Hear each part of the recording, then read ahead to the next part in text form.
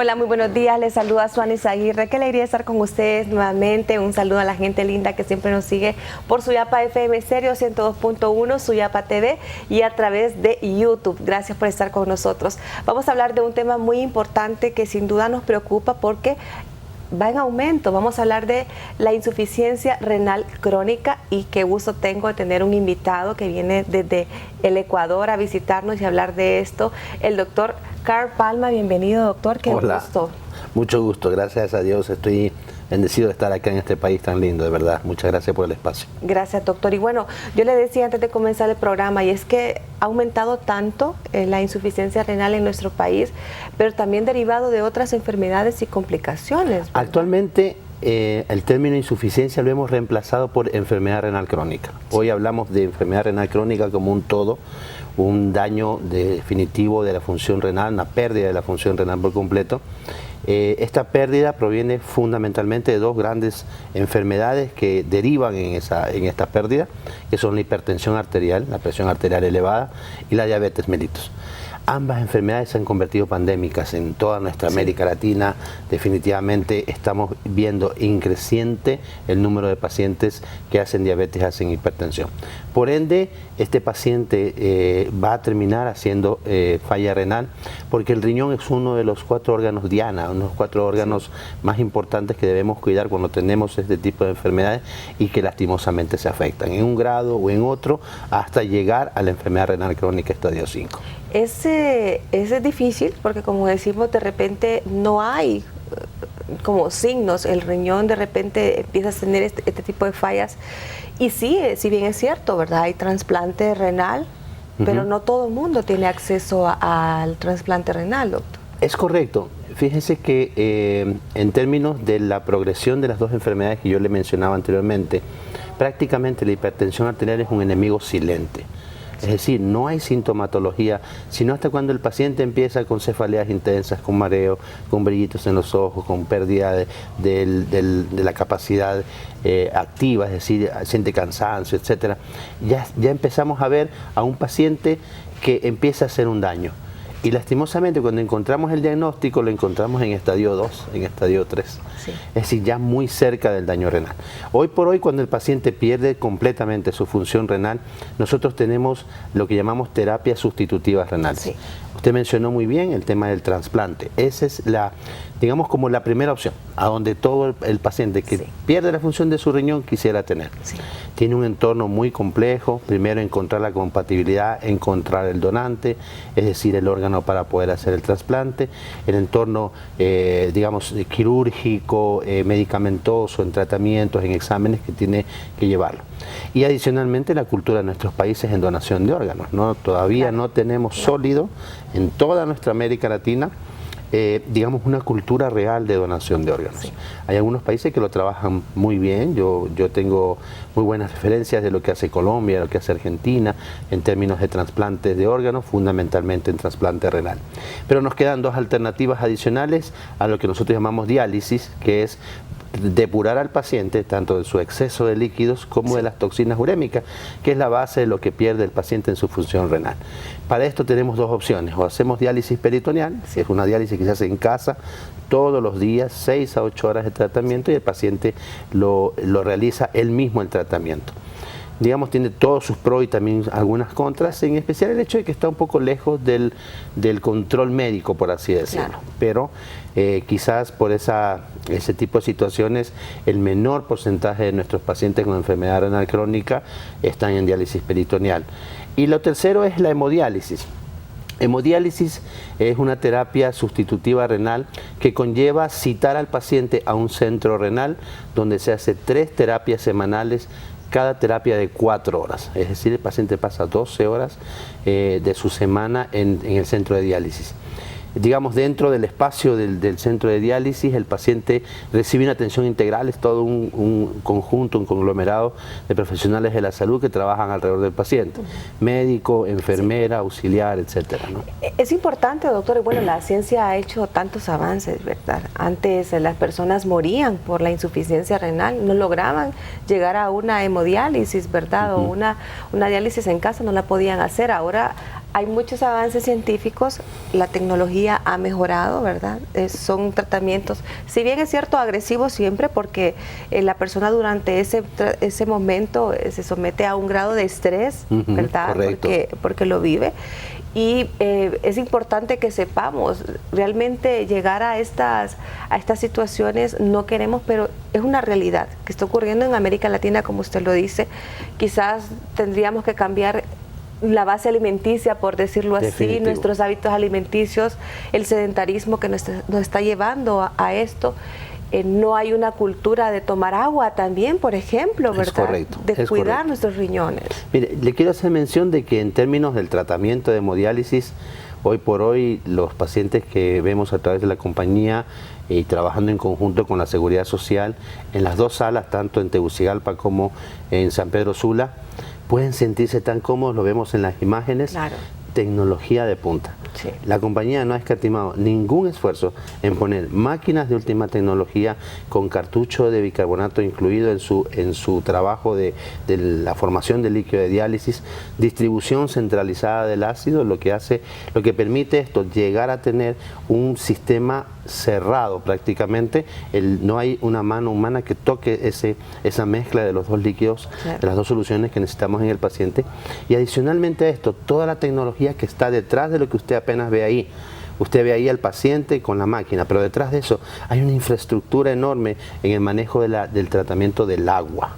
El agua es fundamental en el tratamiento de la hemodiálisis, con lo cual tratarla en una forma, digamos, definitivamente siguiendo las normas internacionales, con toda la tecnología, digamos, es lo indicativo. Y en eso, tanto la compañía como el tema de las dos unidades de la Seguridad Social cuentan con ello. Definitivamente, mi venida anterior en el mes de septiembre tuve la oportunidad de llevar una grata impresión, porque de verdad lo que tienen hoy en estas dos salas lo envidiaría cualquier sala, sí, de Centro y Sudamérica en temas de tratamiento de agua. En Honduras, en Tegucigalpa y San Pedro Sula, doctor. En las dos salas de la Seguridad Social tenemos, sí, toda esta tecnología que la estoy mencionando. Ya vamos a hablar un poco de esto, porque cuando escuchamos el término hemodiálisis, de repente, ¿qué es exactamente esto? No sabemos qué ocurre, cuál es el mecanismo de acción de estas máquinas, correcto, en el cuerpo para salvar la vida de estas personas, porque un paciente renal crónico en este estadio donde necesita de este tipo de máquinas no puede estar sin el tratamiento, necesita, correcto, hacerlo. Vamos a hacer una pausa, doctor, en un momento regresamos y seguimos con este interesante tema. Estamos hablando de insuficiencia renal crónica. Ya volvemos.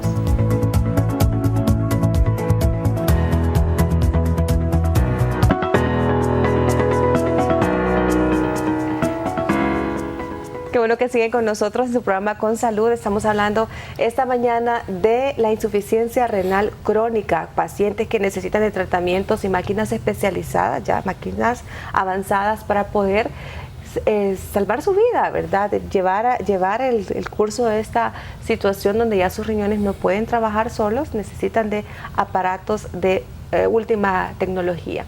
Es muy importante. El doctor Karl-Heinz me acompaña, doctor. Gracias, porque es importante que sepamos de esto cuando hablamos nosotros de la hemodiálisis, de la diálisis en casa. No sabemos exactamente qué es, cuál es la función que estas máquinas realizan dentro del organismo, como lo decimos, para salvar la vida de un paciente renal. Cuando nosotros hablamos de hemodiálisis como una terapia sustitutiva renal, tenemos que mencionar algo claramente. El paciente está al lado de una máquina de tecnología que lo que hace en primer lugar es provocar lo que técnicamente llamamos circulación extracorpórea, es decir, sacamos la sangre del paciente, se la depura afuera, la trata el filtro que se vuelve el riñón, digamos, artificial del paciente, el filtro dializador, y se devuelve la sangre del paciente. Aquí creo que es importante que digamos, doctor, antes de la máquina, la función del riñón, porque el riñón es un depurador, elimina todas las toxinas. Mire, el riñón tiene algunas funciones importantes. Nosotros a veces pensamos que el riñón solamente produce la orina. Sí. No, el riñón a través de la formación de orina lo que hace es hacer dos cosas importantes: mantiene el equilibrio hidroelectrolítico del paciente, es decir, la cantidad de agua que debe tener dentro del cuerpo y la cantidad de electrolitos, en especial sodio, potasio y cloro, que debe tener en equivalencia el paciente. Esa homeostasis que se produce cuando el riñón funciona perfectamente provoca también que el paciente mantenga un equilibrio en su normal fisiología. Sí. Pero adicionalmente a eso, el riñón no solamente digamos, produce orina, saca agua e intercambia electrolitos, sino que también es un productor interno de ciertas sustancias, en especial dos hormonas muy importantes. Primero, la eritropoyetina. La eritropoyetina es aquella hormona que permite la nueva creación de células rojas en la médula, es decir, la que permite tener sangre. Si no tenemos eritropoyetina, no producimos sangre. Por eso, uno de los factores concomitantes a la enfermedad renal crónica es el paciente anémico, ¿ya? Y lo segundo es la renina. La renina es una sustancia que mantiene el equilibrio de la presión arterial en el cuerpo. Con lo cual, cuando se pierde la función renal, no solo se pierde la función de producir orina, sacar líquidos y sacar toxinas, sino también la producción de eritropoyetina y de renina. Entonces, mire, es un conjunto de factores que lo vuelven una enfermedad crónica. Vemos en la pantalla la sala de hemodiálisis con las máquinas.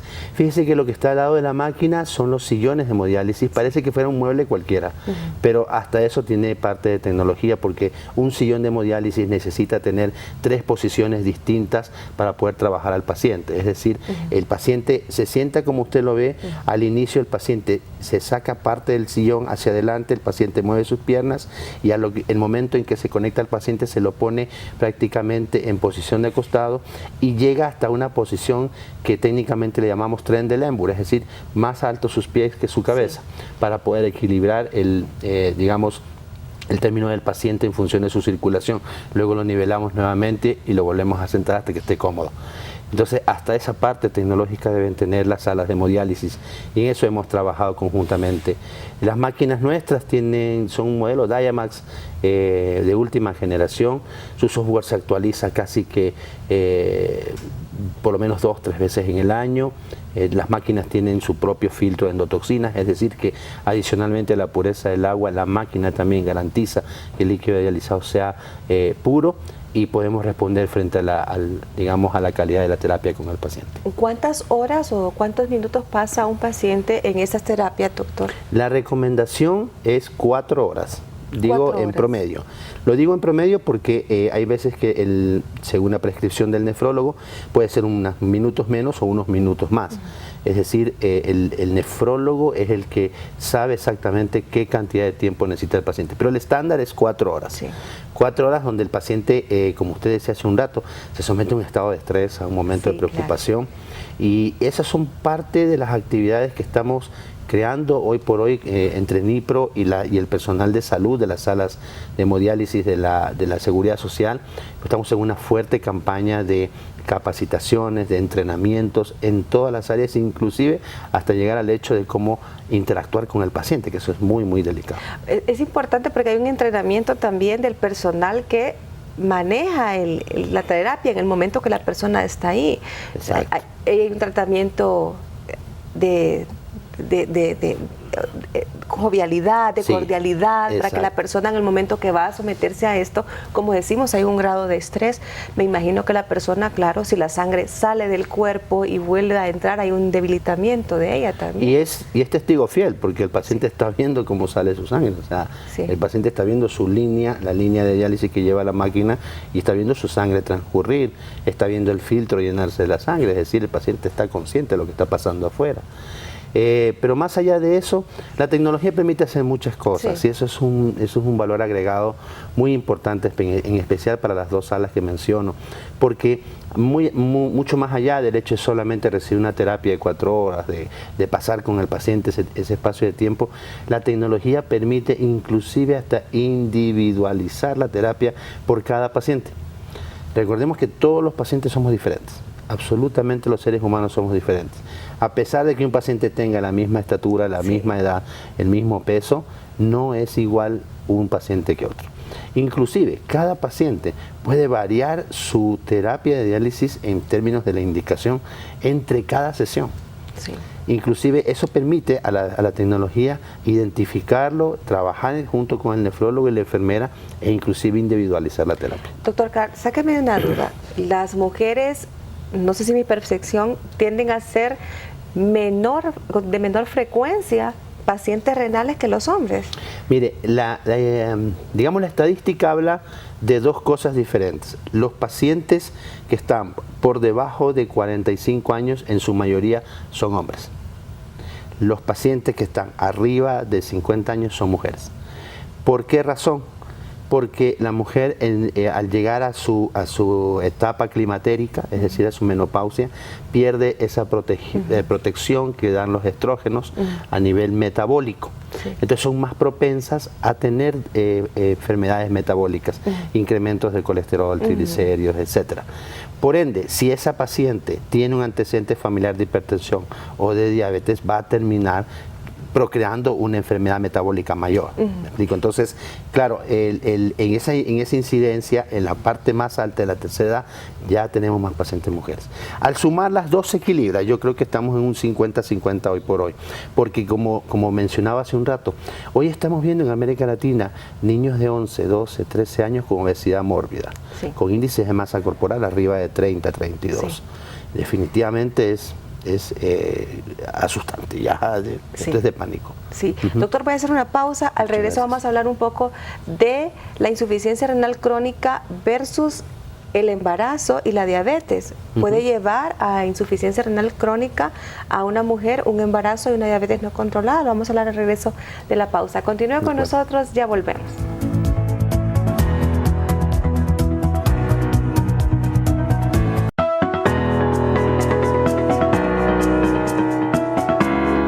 Gracias por seguir con nosotros en el programa. Estamos hablando de insuficiencia renal crónica.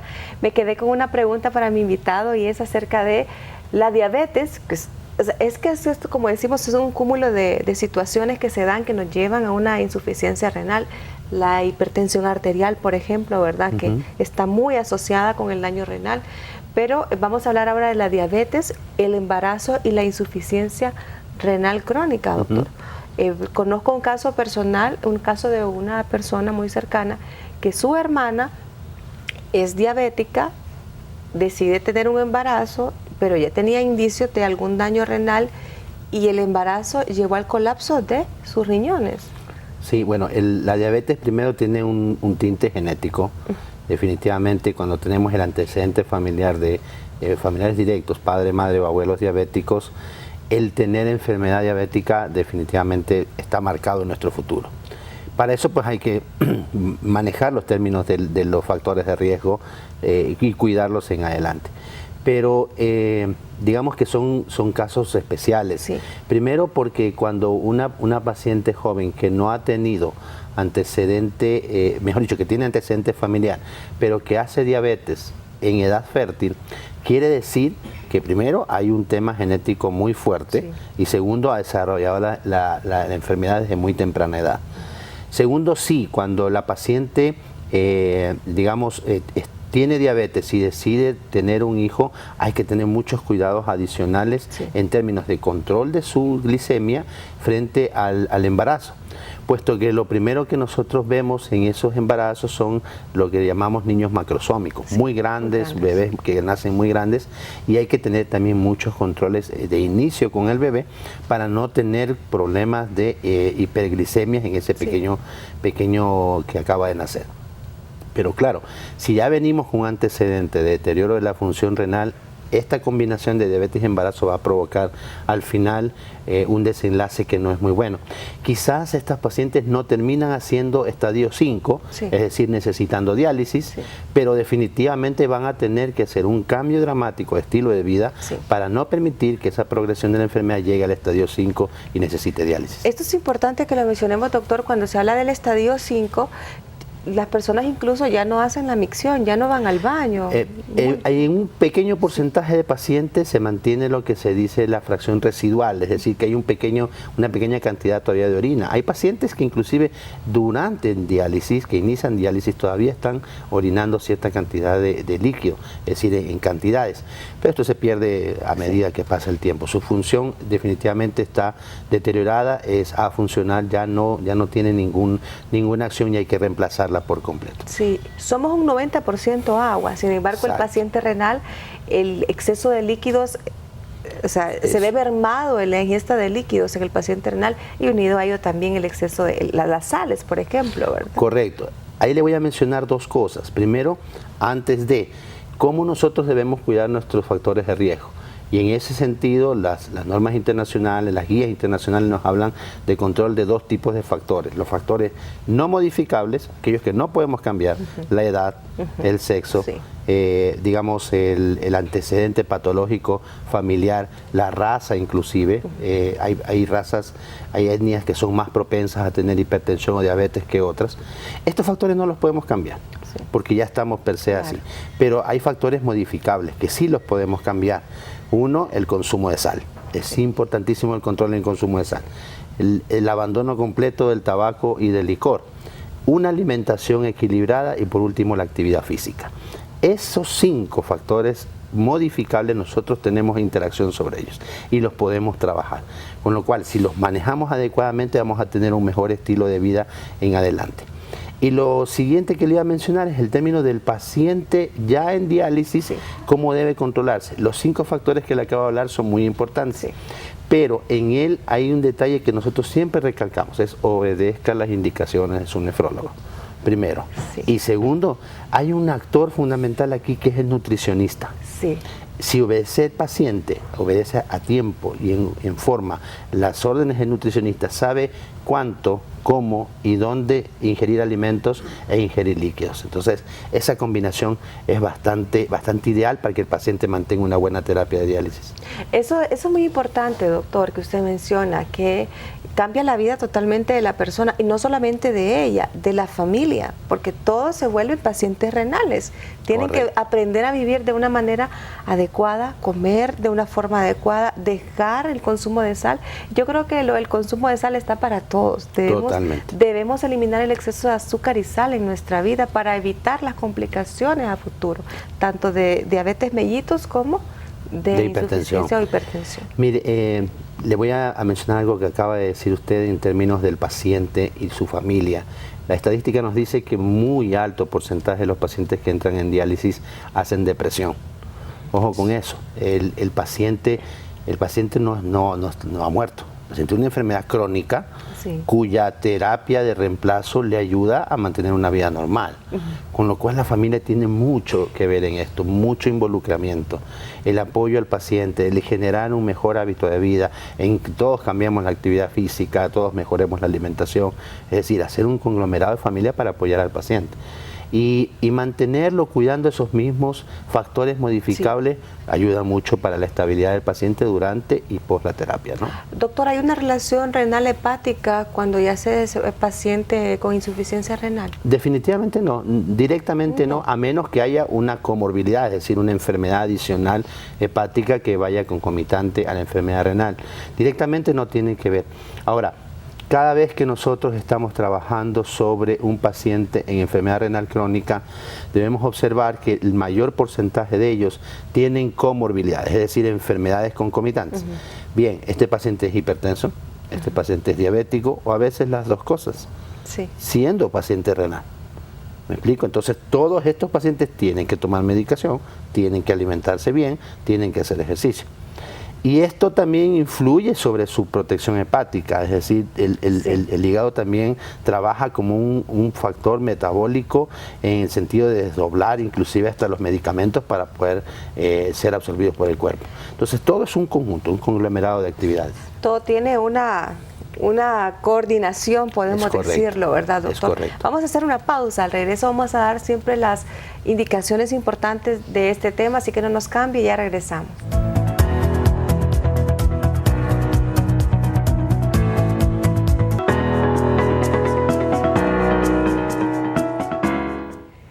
Gracias por acompañarnos en su programa Con Salud. Seguimos con este interesante tema. Estamos hablando de insuficiencia renal crónica, etapa 5, ¿sí, doctor? Ya cuando el paciente ya definitivamente su riñón ya no tiene la función.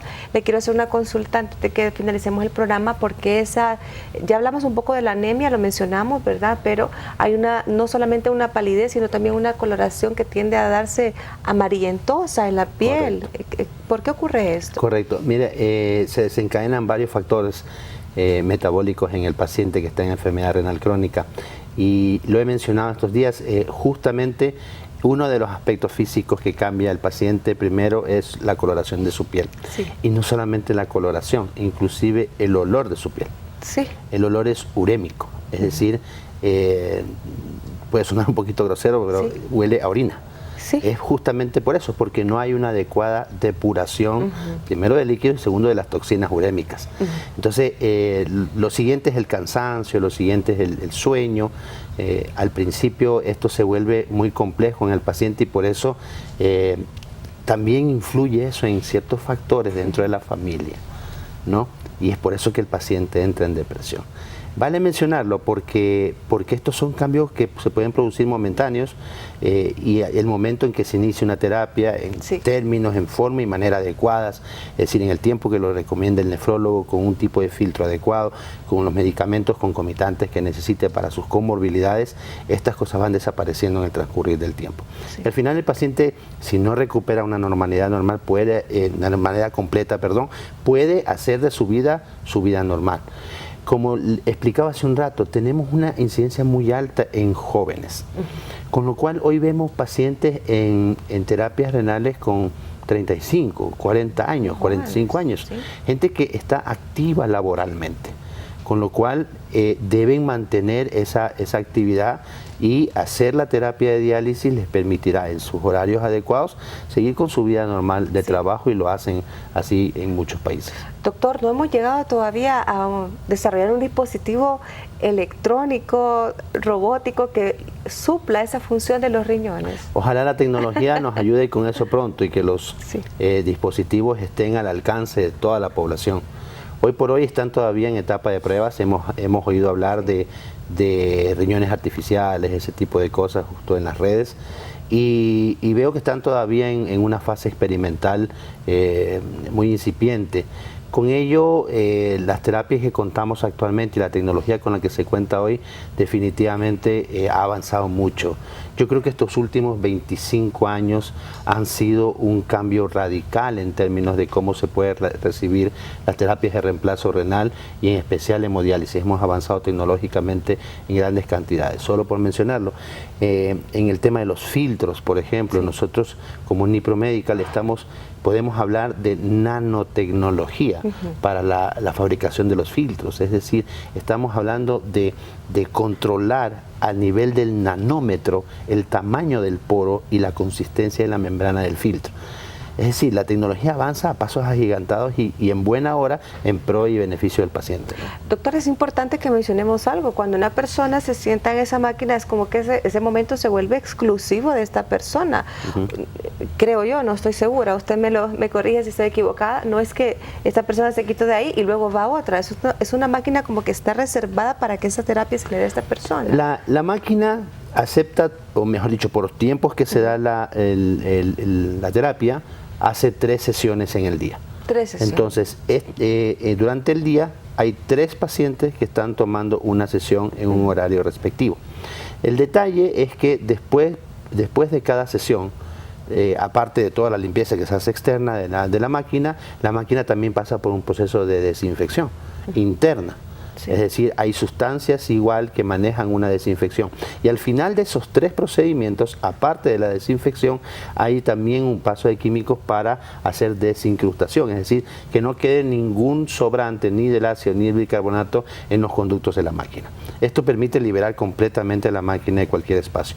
Si el espacio se vuelve del paciente. Lo importante es que nosotros eduquemos al paciente. En muchas salas hay pantallas de televisión. Sí. Muchos pacientes llevan sus audífonos, llevan su tablet, su celular, se divierten en su Facebook, etcétera. Pero lo importante es que el paciente no ingiera alimentos, no esté ingiriendo líquidos extraños durante el tiempo de diálisis. Y a veces suena como un poco estricto, pero por allá tiene que caminar el médico. Sí. Es decir, bueno, por favor, esto es un tiempo donde vamos a hacer depuración, claro, y hay que tomarlo como tal. Que esté muy bien. Bueno, doctor, estoy llegando al final. Una última recomendación o consejo para las personas que nos han acompañado esta mañana. No, decirles que esos 5 factores de riesgo modificables los tomemos en consideración. Es decir, alimentémonos adecuadamente, abandonemos el alcohol, el cigarrillo, bajemos el consumo de sal y lo más importante, hagamos actividad física. retornar a eso nos va a ayudar mucho. Muy importante. Doctor, qué gusto, ¿verdad? Muchísimas gracias. Bienvenido a Honduras. Espero que me lo hayan tratado muy bien. Sí, seguro que sí.